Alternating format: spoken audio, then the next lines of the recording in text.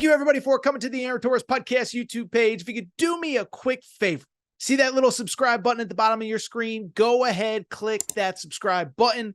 Really does help our channel grow, our audience grow, and I really do appreciate it more than you know. So click that subscribe button. Appreciate your support. Now, here's the video that you came here for. He said, how much pressure is on Hubert Davis this year? Really quickly, I do think it is worth acknowledging a story that popped up on Thursday related to UNC that I don't really fully understand why it's a story, but UNC is at ACC Media Days today. Bill Belichick apparently spoke. I haven't seen anything noteworthy yet that he said, but I bring it up because there's this report of like, oh, Carolina's interested in joining the SEC. This is, of course, via Inside Carolina. Now, the catch is probably wouldn't be until 2030. And I'll be honest, maybe I'm too in the weeds on this stuff. I don't really understand why this is a story, okay? So first of all, everybody knows that as part of the deal to keep Clemson and Florida State from suing, the buyout to leave the ACC drops in 2030. So 2030 has been for months the date where like the next realistic round of expansion or realignment could happen in college sports, because it's all of a sudden more affordable for all of these schools to get out of the current TV deal in the ACC. Now, a lot of these schools have no option. You know, Pitt, Boston College, Wake Forest, they're just hoping and praying the ACC stays together forever. But on the chance that it doesn't, till 2030 is probably realistically where we are going to be as far as the ACC is concerned before any major moves get made. So I don't get why this is a story. I don't think anything is pressing. The buyout to get out of the ACC contract right now for Carolina is $91 million. Okay, I feel like Dr. Evil. $91 million. Here's the thing. Guess what? They're paying Bill Belichick $10 million a year.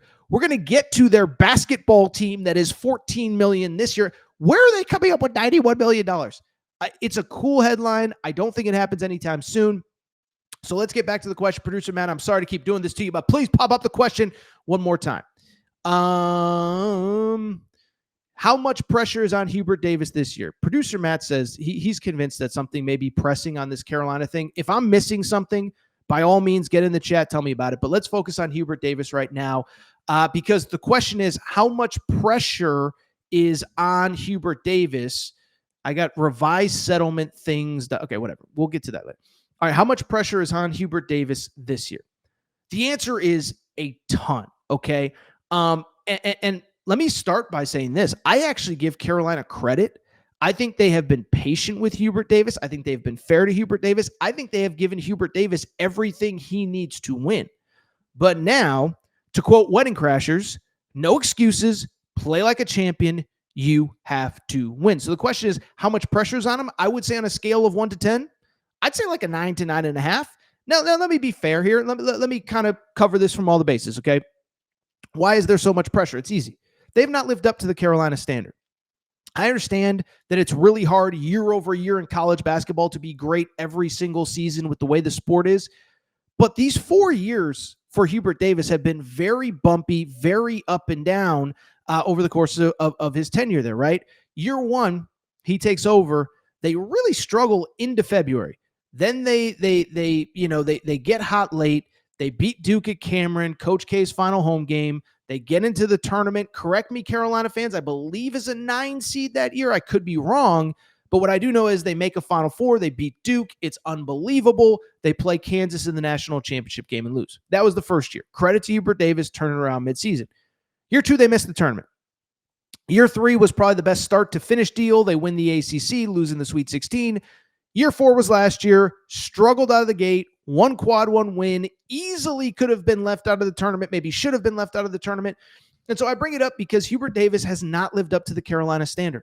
I'm sorry, this is a program that I don't think over a 4-year period should be on the bubble or out of the tournament essentially in 3 of 4 years. Now, you can argue in 2022 they weren't actually on the bubble by the end of the season. They were on the bubble or the wrong side of the bubble probably until about mid to late February. Now, to their credit, they turned it around. But 1 year you missed the tournament. 1 year you're in the first four.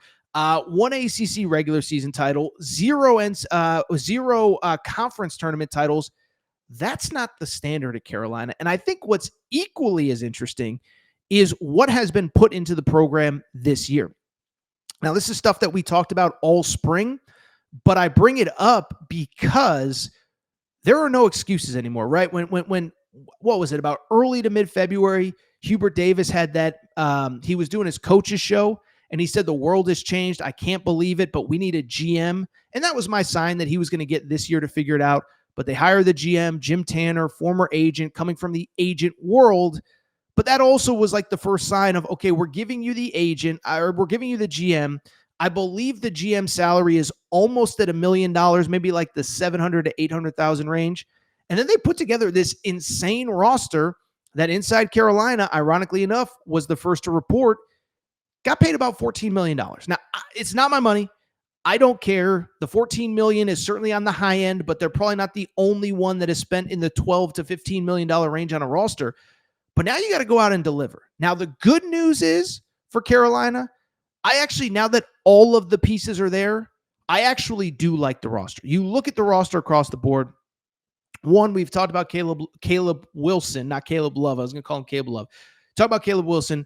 I think he's going to be a star. 6'10", he's a playmaker, he's a competitor, can guard multiple positions. With Mikael Brown Jr. and who's the other one? Cam Boozer in this conference. It's hard to say that he's like the definitive best freshman in the conference, but he could be like a fringe all-ACC first team guy. I really believe it. Luka Bogovic, one of the better international players coming over. I think he could be a star. Now, we'll see how he adjusts. We'll see the athleticism. But the guy is like 21 years old that has multiple years of pro experience. I think that they have a chance to, I think he's another one that has a chance to be good if he's as good as expected, if he acclimates well, all of that. Henry Visar, everybody knows I'm a fan of. I thought he was one of the 10 best players in the portal. 7-footer. Don't just look at the stats from Arizona. Remember, early in the year, he was on the bench. Krivas gets hurt. He starts. By the end of the year, he's one of the best big men in the Big 12. Go look at what he did at Fog Allen Fieldhouse against Kansas. Look at what he did against Duke in the NCAA tournament. He is a very, very, very good player. Jaron Stevenson I like. Jonathan Powell I like. I think the one thing that is abundantly clear, they have added a lot of size and a lot of positional size to this roster. So I bring it up because I think they're going to be better, but I think they have to be better for Hubert Davis to be comfortable. And I think it's a two-pronged thing to expectations for this year. One, I think with the roster the way that it is, you have to be good immediately and consistently. It can't be one of these things because in 2022 and 2025 this past year, they've struggled out of the gate and they've kind of figured it out. And they've kind of, let's be honest, they've kind of gotten fat off the middle and bottom of the ACC. I hate to be a jerk. It's the truth. Now, 2022, again, they went to Duke and won, so I don't want to discredit that. But this year they won like 8 of 9, 9 of 10, something like that. The only loss was to Duke. The problem was they didn't really beat anybody of note. So you look at the out-of-conference schedule, Michigan State on a neutral, CBS Sports Classic, you play UCLA. There's a couple of, Georgetown at home. I can't remember all of the games. Kansas at home. I can't remember all of the games. You have to be good right away. This is freaking Carolina. It isn't enough just to be the 5th best team in the ACC, get it as a 7 seed, and hope to make a run. Now, does that save his job? Probably not. Maybe. I don't know. But what I do think is you have to be very good from the beginning of the year. And I think equally as important, you have to win in the tournament too. And the tournament's a crapshoot. I think if you're a 1 seed and you lose in the second round, I don't think that means that, Hubert Davis stinks. I just think it means that, you have to be good in the regular season. You have to matter from November on, and then you got to have success in March. And again, March is weird. Weird stuff happens. So certainly if you struggle, if you lose a weird game because someone twists an ankle or gets in foul trouble, that's different. But it has to be the regular season success, which then translates to tournament success. That, to me, is what I believe will be the X factor for Hubert Davis in Carolina.